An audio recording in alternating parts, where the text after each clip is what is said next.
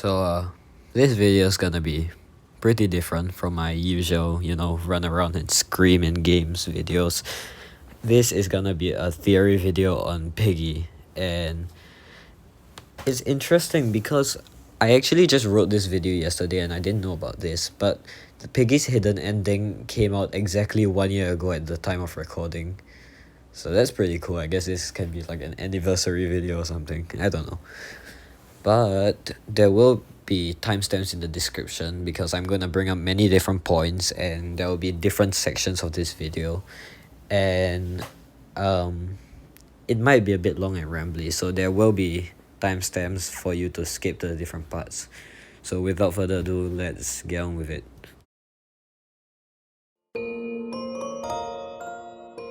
In the mentioned chapter, it is confirmed that orange eyes have to do with the insolence. Just think about it. Old Man Eddie was researching on the insolence with the crystals and all that. The crystals seem to do the same thing as the eyes of insolence, as that's what Old Man Eddie has written down, and they also seem to possibly be able to mutate people, as we can see with Glenn's Skin's theme music video.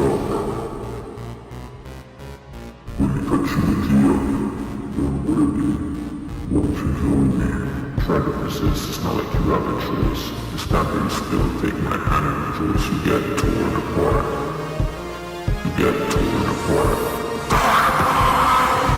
And before anyone tells me that Glenn is not canon as he's fan-made, I'd like to remind you that Minitoon had a hand in redesigning all of the contest winners, with Jakayla being the only exception.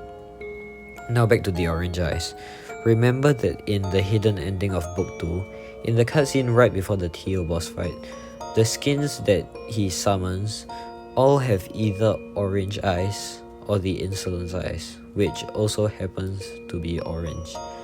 Those with regular orange eyes include Elphys, Ellie, and all 4 of the soldiers who appear in the camp chapter. Alongside them, Marcus and Coley show up with their insolence eyes. Now the reason I'm pointing this out is that in the mentioned chapter, Old Man Eddie is, as I said, researching the insolence eyes, and Ellie is revealed to be a relative and possibly his daughter. Since everyone seems to be going trick-or-treating, this was likely to be going on before the infection. So I don't think it's that big of a stretch when I say that Ellie also had something to do with this, and as such, she got the orange eyes when she got infected eventually.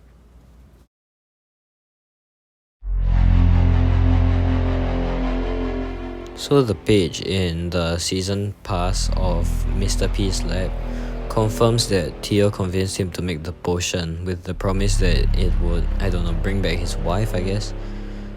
Or did he? You see, the page never actually says about it being TIO. And my theory here is that it could have been a different entity, one with possibly the first insolence eye to have ever appeared in the game.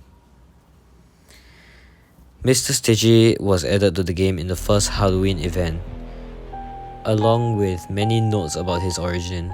These notes appear very similar to a few notes related to Mr. Stitchy in Book 2, but I'm not here to talk about that. These notes seem very similar in nature to TIO's speech to Zizzy at the end of the Distraction chapter, and here's the evidence. In the end cutscene of Distraction, TIO tells Zizzy that he was once living in our world, that he was young and quiet, just like Z. Z, as far as we know, has never spoken a word. She might be mute, or maybe the insolence is doing something, I don't know. But either way, TIO says that this caused him to feel alone often, and in quotes, he made himself a friend, one from beyond. This may be related to one of the notes, more specifically the one that says, "I gave him a face, I was his only friend." But of course, that's definitely not enough evidence. TIO then talks about how he started to become like the friend from beyond in more ways than we can imagine.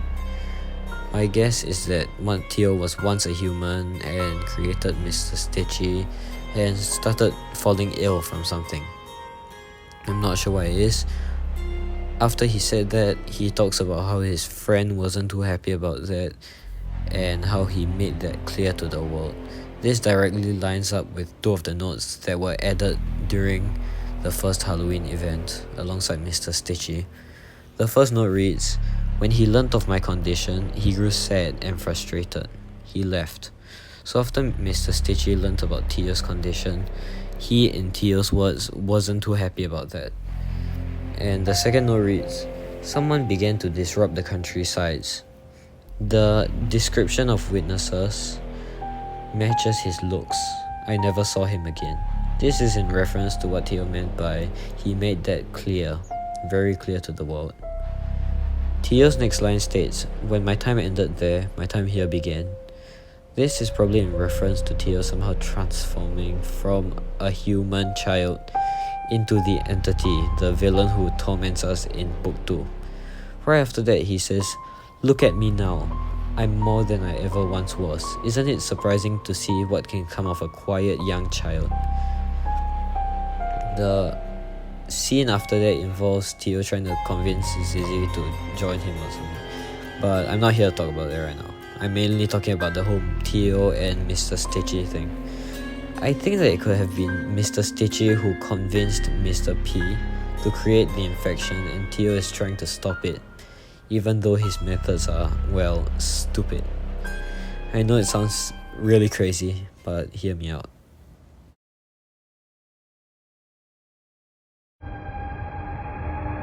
Here's the full timeline of what I think happened. TIO, as a child who couldn't speak, felt alone, and as such he created, or rather summoned, a friend. This was of course Mr. Stitchy. But after TIO started transforming or getting ill in some way, basically transforming to become like Mr. Stitchy, Stitchy was unhappy about this, and it would possibly mean that TIO could become as powerful as him, and it may pose a threat. So Mr. Stitchy was unhappy about this, left, and decided to wreak havoc in the real world. This is when TIO passed away due to his condition, or at least the human or animal version of him did. This is when he was resurrected as the TIO that we know. While this was happening, Mr. Stitchy convinced Mr. P to start the infection. When TIO finds out about this, he tries to put a stop to it, and when he learns about the player being immune to the infection somehow, it could be that Mr. Stitchy was spying on us at the house map, since he could be seen at the house map during Piggy's Halloween updates, and that TIO learned about this through Mr. Stitchy somehow. Now that TIO is aware that the player is immune to the infection, he starts paying more attention to the player, making them see visions in the plant map and so on. TIO believes that if the cure is found, there would be even more havoc and war that happens, and so he does whatever he can to stop us, which is why the insolence threats seem to get more and more prominent every map in Book 2. Starting off with the safe place where TIO is spying on us with just one of the insolence eyes, and then having Elphys in the sewers map with two extremely large eyes to watch us as we complete it, and in the factory he sends Coley after us. The difference between Elphys and Coley is that Elphys has a regular orange infected eye, while Coley has an eye of insolence. This probably means that Coley is somehow higher ranking or more powerful in the insolence hierarchy.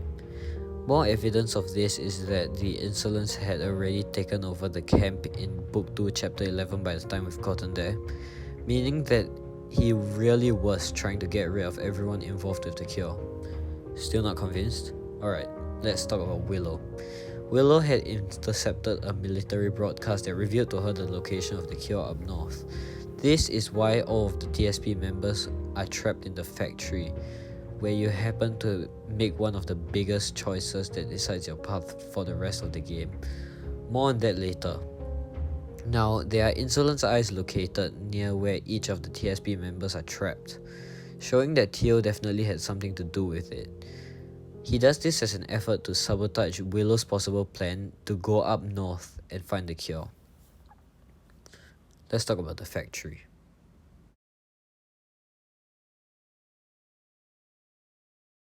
So in the factory, you have three choices.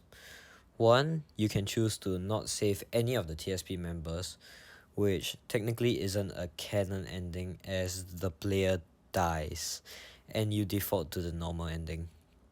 The normal ending is where you save only some of the TSP members, but not all of them. This sets you on the path of a survivor, and TIO doesn't show up at all on this path. However, if you save every one of the TSP members, you're set on the path of a savior. In this path, which is the ideal path of the two, TIO shows up twice.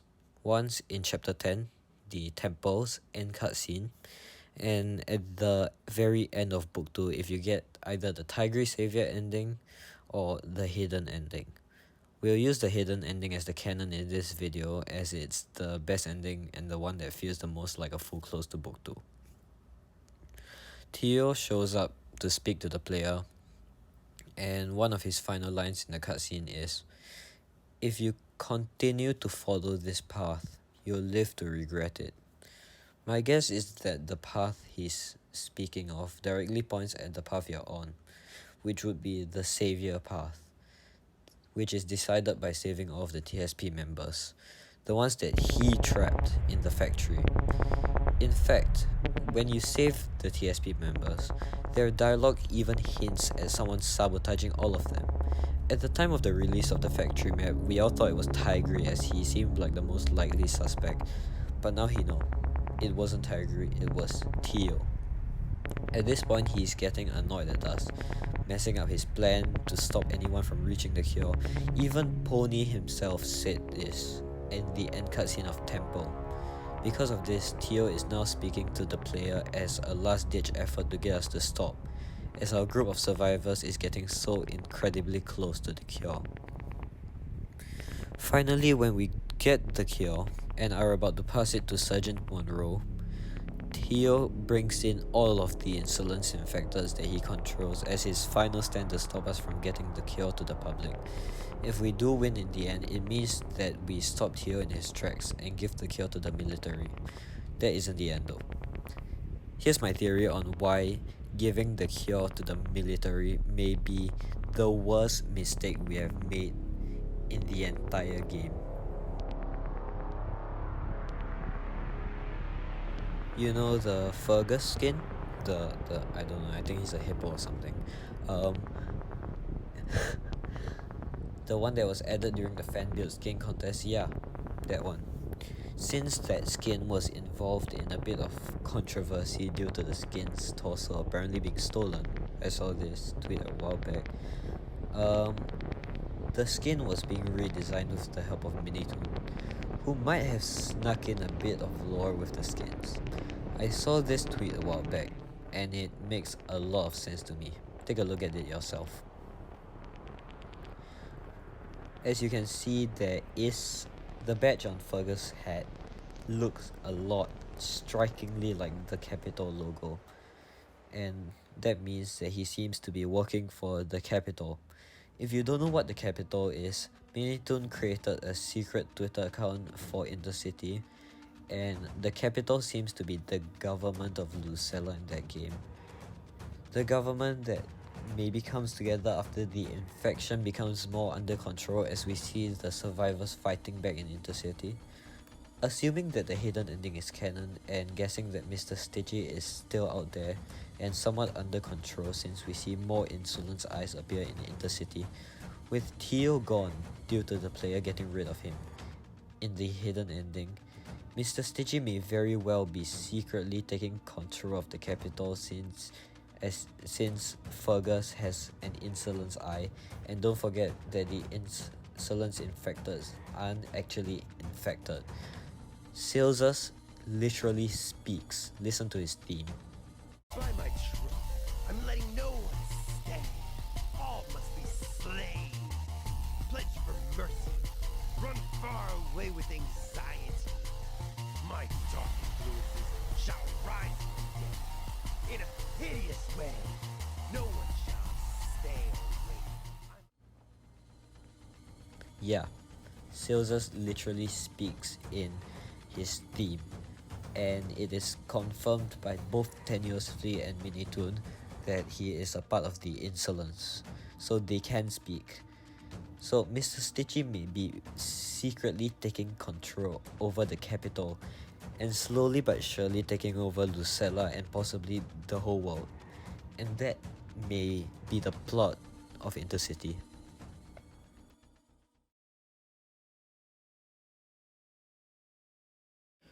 So yeah, that was my full theory. I think it's really well supported considering there's so much evidence in book 2 that points to this. Yeah, I took really long to edit this video, so I hoped you enjoyed it. And thanks for watching till the end, I guess. See ya.